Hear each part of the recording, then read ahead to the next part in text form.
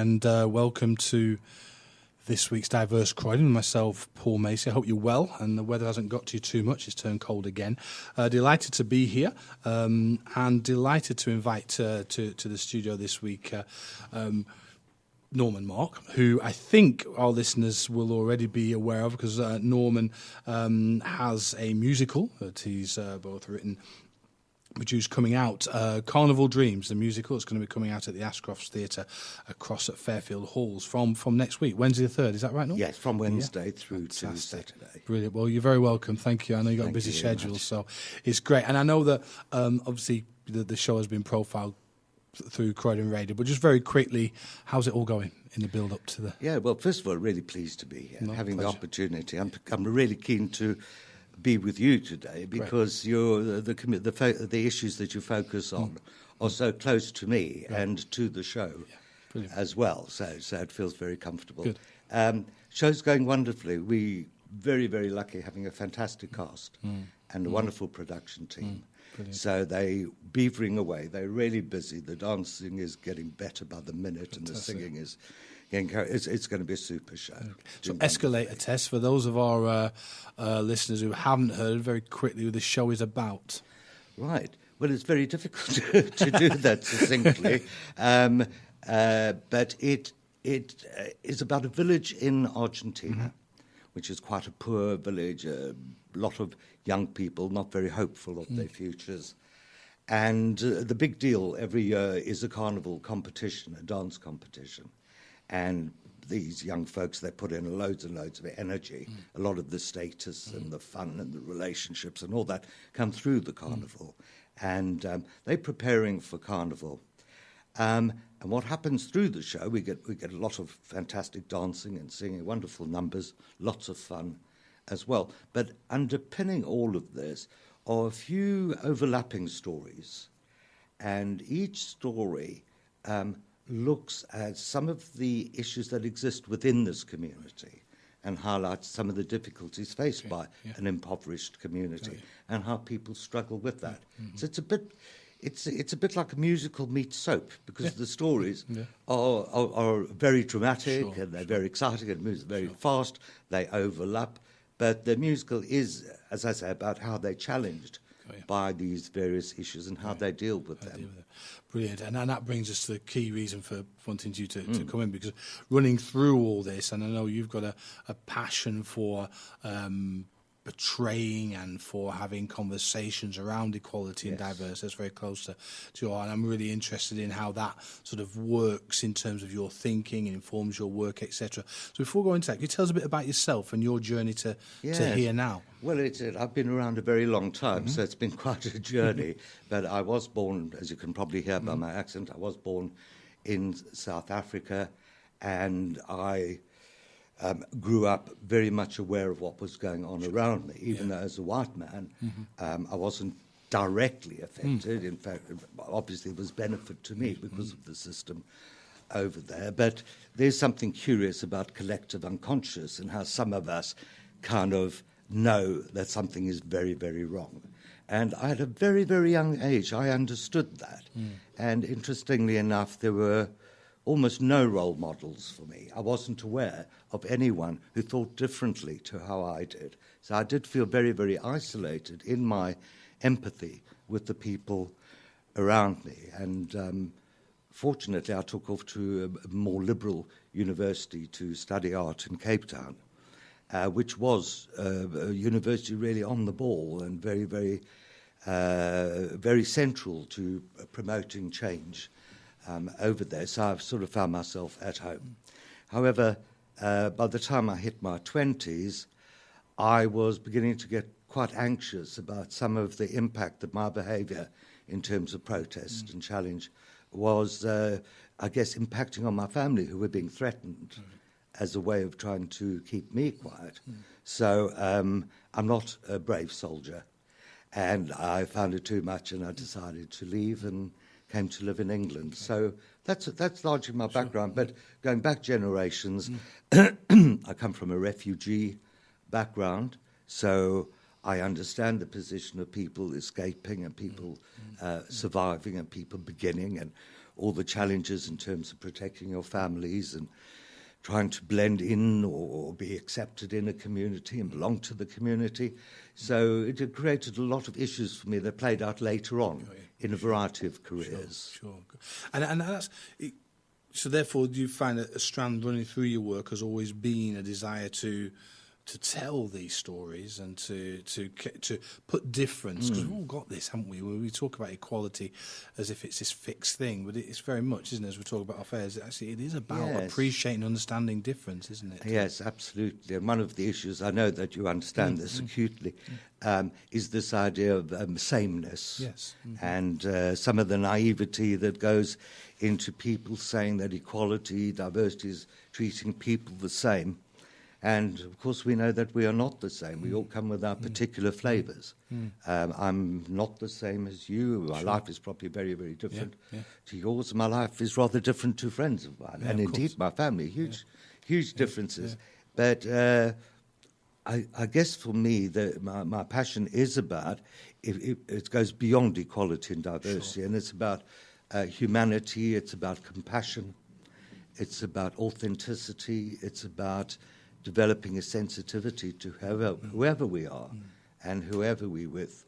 And that difference may be, our problems with difference may be our problems, and that we may be dispersing our problems onto others, if you like, creating victims it's so often the case, of the way we judge people. Absolutely. So I tend to be a very gossipy, judgmental person. I was brought up in that way, and that's why I like the soaps so much. And given half a chance, I would gossip a lot and throw out judgments.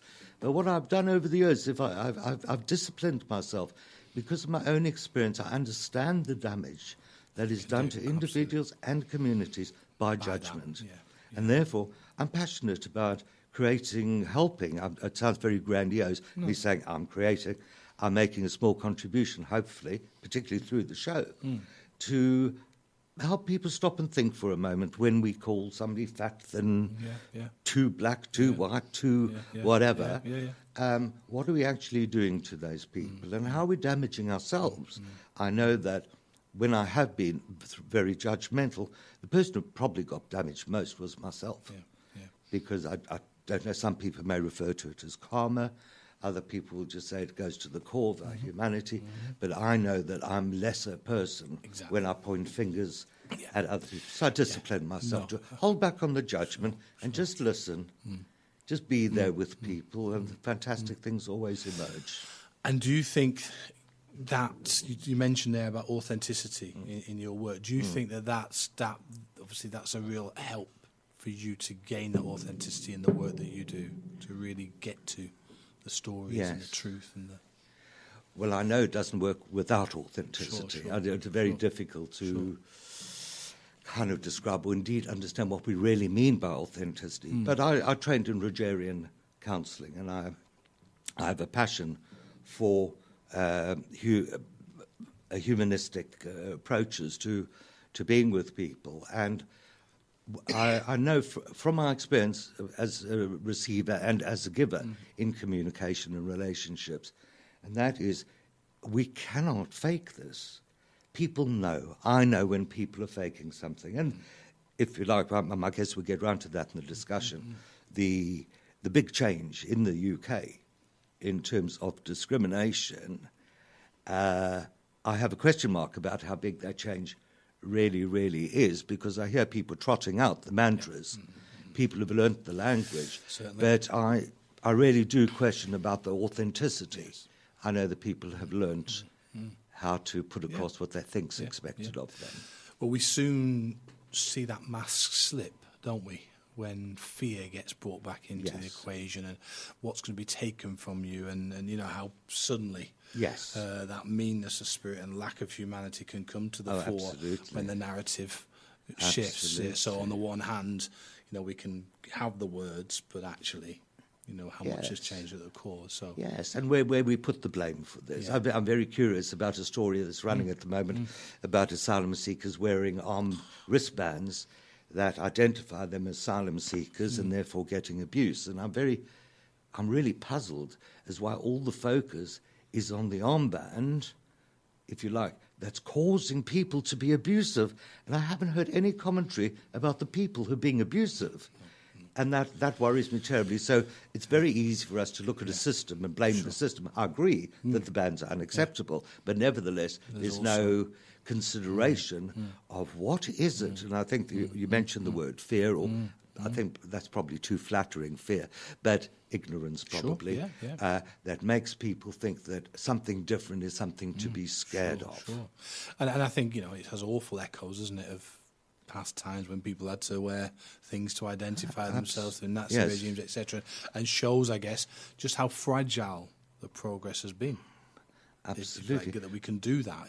It's not just the armbands, it's up in the northeast where the House Association put the doors were painted red, and again the response of some, not all, but enough people to cause hardship and I think pain. that's it, even though it is probably a minority who are so strident in their destructive views, nevertheless they stand up and they're more noticeable than the people who've been kind. But also there's a silence of a large number of people who allow for that to happen, I guess, as well, which is a real worry, isn't it? Yes, that's very much part of the show. The musical really examines this idea of collective responsibility and collective silence, because through the show there is a lot of drama, to say the least, and one very tragic incident, and people get very into hating the perpetrator of this. And what the show hopefully does is gets each person to think, what was our part in it? Yes. How did our silence contribute towards this? Did we, when somebody said something offensive, did we smile in a kind of collusive way? Or did we actually say, no, that's not acceptable? When we heard about somebody being damaging and destructive, did we carry on having a drink with them in the pub? Or did we actually say, no, I find being with you quite difficult because of your behaviour? Which isn't easy to do, however. It's not. There's nothing neutral, is there, about the decision. I think it was quite interesting. You made me think of a recent conversation that was had over the social media about people's role in creating a culture of rape, and how all men should actually look at, as you said, their role within that. And in terms of the collusion, the silence around violence, etc., and the anger that it brought out in many people who would say, well, I'm not a rapist, so how dare you say that I play a part in this, when actually what was being said is, like you say, did you challenge that sexist remark? Did you question someone's behaviour in that moment? And most people can't say they did. So it is about that responsibility, isn't it? Absolutely. And my parents' and grandparents' background, as I say, a refugee background, and many members of my family have walked around with those stars sewn on them. So if you like, I inherited an awful lot of that, if you like, suffering of the time. And I do see it played out, not obviously in such a dramatic way in the UK, but I do see more subtle things going on. In a way, the subtle things bother me too, because in my other job, some people might say my proper job, I'm a trainer, right? And as a trainer, I've done a lot of equality, diversity training over many years, and I know that the experience of the anecdotal experience, the personal stuff that one brings into training around equality and diversity, it can be very, very powerful. And I know that I've changed people's minds and hearts. What bothers me at the moment is, because of finances, people tend to be getting that information and that education with online courses. So people are reading a few lines of theory around what is okay and what's not okay. And I know it takes more than that to actually change attitudes. So I refer to, if you like, something that is more of a collective type of discrimination, whereby through various subtle means it comes together. So going back some time when people unashamedly said things which we're less likely to hear now, at least at the time we knew what we were dealing with. There was something about that overt behaviour that could make people choose, I wish to be here, I wish to engage with this or not. Whereas now, because it's got so much more sophisticated, it's quite subversive. And it comes through, in my experience, it comes through humour. It comes through. It can come through compliments as well. It comes through emissions and how we focus on a particular issue. So, for example, somebody might say, pick up various news items to talk about, and they'll say, oh dear, look what's going on, say, for example, in Zimbabwe. Now, what they will tend to do is, if you analyse what they're saying, it may well be true, and therefore you can't argue with it. And then they'll pull out another example using Uganda, and you may read it again or listen to it again and think, well, I can't argue with that because it has got a truth to it. And so they'll go on, and it's why people select particular facts. And it's the composition of all those facts that add up. Each one does stand up, but the collection as a whole has got a very strong message. But what that stops us doing is challenging in the way we might have done, say, 20 years ago. The same with women and, if you like, rape culture. And that is, if we put across images that are degrading of women, we use humour that's degrading of women, we talk about women's anatomy in a degrading way, etc., etc.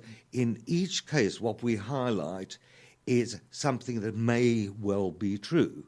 But putting it together, what is the message over there? It actually talks about somebody being inferior. Yeah, absolutely. So it's a consistently approach, and it's I think what also that teaches me is that we've lost opportunities, or we're losing opportunities to have conversations, because often those arguments come in those real sound bites where there's very little time to unpick and to give the bigger context and say, well, actually, you've used that in a very selective way, out of context.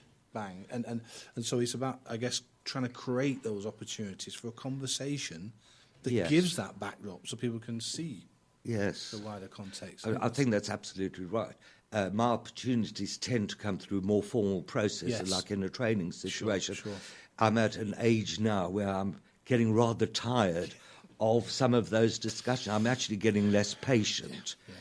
Which I don't like in myself, but I actually don't want to have that argument with the cab driver over immigrants, and I don't want to have that argument with somebody at the bus stop. So I tend to create a rather odd environment for myself. I surround myself by people who are very much like me. But don't we all in the end? So it's my little ghetto where I feel safe and I don't have to fight with people. Well, emotionally it's damaging as well, and like you say, it's not as if it's you're disconnected from this, given your history and your background, etc. What I want to do is take a quick break, if that's okay, Norman, and then come back and talk a bit about how did you get into theatre, musicals, writing, etc., and what was behind that. Is that okay? Lovely. Talk to you again in a few minutes.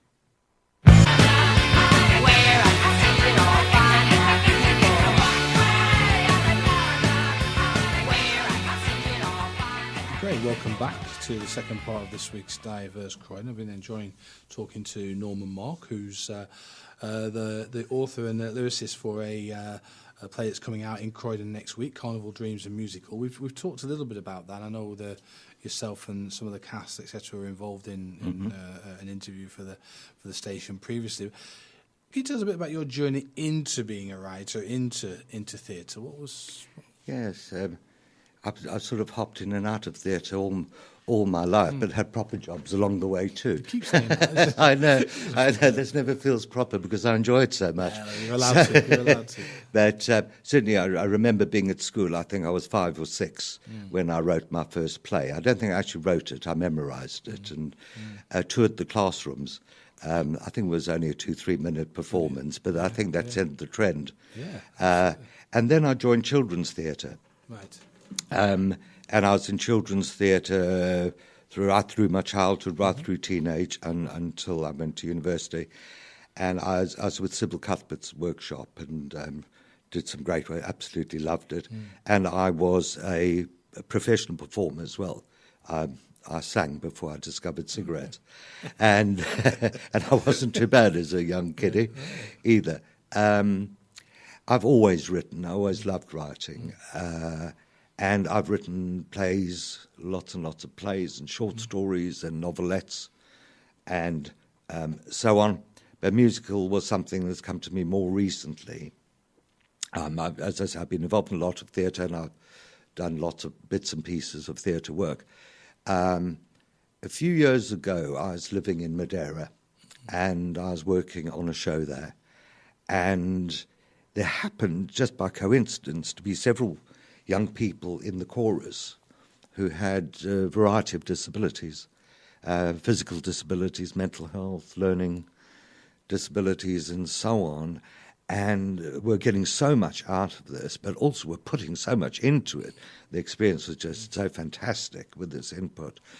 And I was very interested working in social care and training in social care, very interested in hearing more about the experience. And they were talking about the self-esteem that they got, but what was so important for them was the input, and that they felt genuinely valued with their theatrical performances. They were so very good, this crowd. Unfortunately, there weren't great opportunities for them to do this on a regular basis. So it was just the odd show, maybe once every 3-4 years, where they'd get this chance. And I decided I wanted to give them a chance to do more of that. So that's where the show began. That's when I wrote the original version. It was very much focusing on, if you like, the social elements. The entertainment was secondary. Yeah. And then I was commissioned by the Ministry of Culture to, if you like, change the balance a bit. So that was more of an entertainment, a little less of a social issue. And they wanted this to run at carnival time in Madeira annually, and then to tour schools and stuff the rest of the time. And I got busy working on that and looked at the logistics of doing it in Madeira, and it was very, very difficult. I didn't speak Portuguese. And it was a struggle, and I'm not a fighter, I've mentioned that before. I'm not one of these brave soldiers who carry on against adversity. I then took off to live in Spain, where I tried the same, again found similar difficulties, and I ditched it. When I came back to live in the UK a few years ago, I coincidentally met Robert Orledge, who's a world-renowned composer, and composes beautiful music. And we started chatting. Robert was keen to know what I did. I mentioned the script to him, and he said he'd like to see it. Robert got very excited about it. He had been looking for a musical for a very long time. So we collaborated, and for the past nearly 3 years, we've been working on the lyrics, we've been working on the music, and we're very, very lucky that Croydon, Ashcroft Theatre in Croydon, were very positive about the show and being incredibly supportive. And then we met Andrew Linford, the director, and Penny Simons, the choreographer. It's just been wonderful since then. Everything's kind of slotted in. So how do I get to this place? A long journey, as I said. But it's resulted from a very, very many years of thinking hard about a lot of the issues that come into the show. Now, the show is an entertainment. It's very glitzy. It's got fabulous dancing and music. However, I still wanted a little bit of guts there as well. I know that I like musicals. When I go to a musical, I do enjoy the froth. But if there isn't a core of something to hook me in some way, to think a little bit about it, then I tend to get very bored and fidgety, and I want to go home. Yeah. So with this work, I'm very, very keen that we've maintained the storylines, which, as I say, are very dramatic. And I hope and trust that people will go away and think about the characters, those people who have suffered at other people's hands, and those people who've, if you like, done the damaging as well, and what their experience is. Because there's always a story. Of course. To even the perpetrators of that stuff. There's always a story. And often that can be themselves deflecting from the discrimination they faced. Absolutely. In that sense as well. And we need to be aware of how that emanates from, don't we? Yes, my memory of living as a child in South Africa is people would think that, this is all sort of these homogenous groups, everybody's nicely piled up. But it seems like something in the human condition wants to stop being rivalrous, no matter, even if you're a so-called protected group, because I know that we lived in an all-white suburb, which is how things were organised in those days under apartheid. Sure. But people still managed to hate the people who lived the other side of the road. Yeah. So these were almost identical. If you described them objectively, you would say this was the same community. The people who lived in certain parts of that suburb were not okay. And also, people then got into which school you went to, which sports club you supported, and so it went on. I find nationalism very difficult. I find these kind of identities very difficult. I know it seems to be part of the human condition, but I try not to get involved in supporting teams, in supporting particular groups because of where they're born or what they look like, and so on. And yeah, I just don't like getting hooked into it. I guess when it's at its basest, it's ugly, isn't it? Even the sporting analogy you give there, it's ugly. It can be a great unifier, can't it? It can be a way of finding positivity around difference, but also commonality in a way as well, isn't it? So if done properly, but it does need a conscious. If it's done, we need to be conscious about why we're doing what we're doing. Yes. Don't we? Now I enjoy it when it's a community group, like in Brighton. There's a community football. Whitehawk is I'm not officially a fan, please no, because I don't engage in being a fan officially with anything. But this is much more community-based club. And I tend to enjoy that when communities do things, when there's a choir that's set up in a community, etc. Within, it comes yes, absolutely, and I enjoy that much more than what we tend to get a bit of a diet of at the moment, which is sort of small things blown up into very big things. Everybody's got to be a celebrity. I think, and it also is very poor role modelling for young people, that you're nothing unless you appeared on television, you're nothing unless you're rich, you're nothing unless you've been on a reality program, and it's very, very quick, it's very instant, and I do worry about how far this culture will go, rather than looking at the well-being of the whole community. Absolutely. And what worries you about this approach, well, is it gives you a menu of how to be, that you can't sometimes possibly be, but it gives you a menu of how to be. But it's never fully sort of owned, is it? It's okay. This is like you say, the way to celebrity. Yes. This is what you must do, and it really takes away that ability to think things through and to see other avenues and other ways, and it's very powerful and insidious, isn't it? And it doesn't recognise difference in a positive way. I think that's a crucial thing, which your show looks to tells the stories. Storytelling is so important. Yes, it's underpinning you. Absolutely. And that goes back to a point you made earlier about authenticity. That's a way to get that, isn't it? Oh, absolutely. Oh, I think what I learned through equalities training, diversity training over many years, is that the people who were with me on the train were people who had arrived agreeing with me. Right.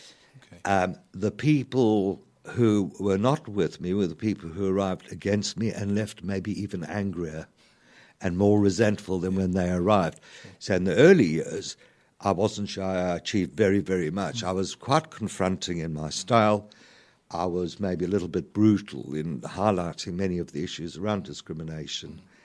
And, of course, I met a huge amount of resistance and got lots of backlash, people being very cross with me and me having to defend myself on many occasions. And quite rightly, some people will say, who are you to tell us? That's right. And it was true. I also had I was in an unfortunate position of being a white trainer with all the passion. And if you like, people would quite rightly say, how do you represent many of the people that you're talking about? I guess why I was so keen to do this musical, other than, as I say, on the entertainments, I was finding a different way for me to articulate ideas. So there's no stage where people are preached at. There are no obvious messages where I think that would be insulting. I think people would really object to that. But the stories, through the storytelling, I think people will hear the messages. Of course, those people who don't want to hear them won't hear them, so that's fine. But when I reread and when I see the terrific cast singing the songs, doing the dance, and it all connects with the story, then I think each time I think a little bit differently about, I hadn't thought that maybe things that I hadn't thought when I'd written it, and new things arose. So I imagine it's sort of work in progress, and at some stage I'll add layers to it. I guess that's the beauty, isn't it? Is that actually, the conversations we talked about earlier, all these opportunities to listen and to hear and to engage with, actually keeps evolving, doesn't it? It's never static, is it? Because there's always another element that I never thought about that, and that's added to mine. That's got to be our condition, hasn't it? That we're always pushing and inquiring. Yes, what I'm really interested in at the moment is, if you like, I've had a feast of suffering stuff throughout my life, through my parents, through my community, through my religion, etc., etc. Also, as a gay man, it's been huge. Sort of my suffering has been very much a theme. I probably stretched it out a bit more than I needed to. However, what I'm very, very interested in is the perpetrators. And I think as much as it is important to offer help, advice, support, companionship, conversation, encouragement, all those things with people who are on the receiving end of unfairness, I think it's as important, in some ways maybe even more important, to understand why are those people in Cardiff being abusive to those asylum seekers? That's the problem, isn't it? Yes, what these folks have been through, and somebody would want to curse them in the street. Why? And I'm really interested in what makes that happen. I saw a great post in today, which I think it links to what you're saying now, is a post that's saying around violence against women, which was saying, don't talk to your daughters about what time they should go out and what they should wear. Talk to your sons about behaving themselves. Yes. And it is, we quite rightly focus in on the protection and the support, etc. But that's not the cause, is it? No. And we need to get to the cause, don't we? And have an honest discussion about that. Where is this coming from, and why is it allowed to continue? And some of that is about the silence of others, isn't it, which we talked about earlier. I think it's about the silence. I think, unfortunately, we have to go back to celebrity culture as well, because I happened to drop in on Big Brother a couple of nights ago, and it's not because I'm precious. I don't mind swearing, and I'm not narrow-minded in my viewing taste, etc., etc. And I can watch just about anything without it harming me terribly much. But the behaviour generally does worry me. If people are looking at it in a way as just an entertainment, I suppose it's okay. But it does worry me that some of these characters are seen as absolute heroes, and the more vile the behaviour, the more excited young people may be getting. And it is. I don't know. Yeah, no, it is a worry, and tuning into Prime Minister's Question Time often makes me feel similar. The same way. Yes. This behaviour is just where the boundaries, where's the respect, what example is it setting? It's I think it's maybe a bit of a class thing as well, because if it's done in a very articulate way in a suit, then people will tend to find it more acceptable. Bullying's bullying, you know what I mean? Absolutely. And disrespect. As always, running out of time, and I just want to say thank you so much. It's fascinating talking to you, hearing about. I've really enjoyed it as well. hugely. And as I say, always give another plug. We've got from next Wednesday the 3rd through to Saturday the 6th of February at the Ashcroft Theatre. Yes, and there are offers on the first night as well. There are offers on the first night as well, 2 for 1. Brilliant, 2 for 1 Thursday night. Box office at Fairfield 020 8688 9291, or obviously go to the Fairfield website. Thursday and Saturday matinees at 2:30. So lots of opportunities to see Carnival Dreams, the musical. Cheryl Ferguson. She's wonderful. She's fantastic. So it's going to be fantastic. She'll show a new side. Yeah, brilliant. Well, I'm very much looking forward to seeing it, and it's been you given a real great context to that today, Norman. So thank you so much for coming. Thank you so much for having me. And we want to wish every best wish for the theatre. Thank you. Great. I hope you come back to Croydon soon. I would love to. Fantastic. Thank you. Take care now. Lovely to see you. Take care.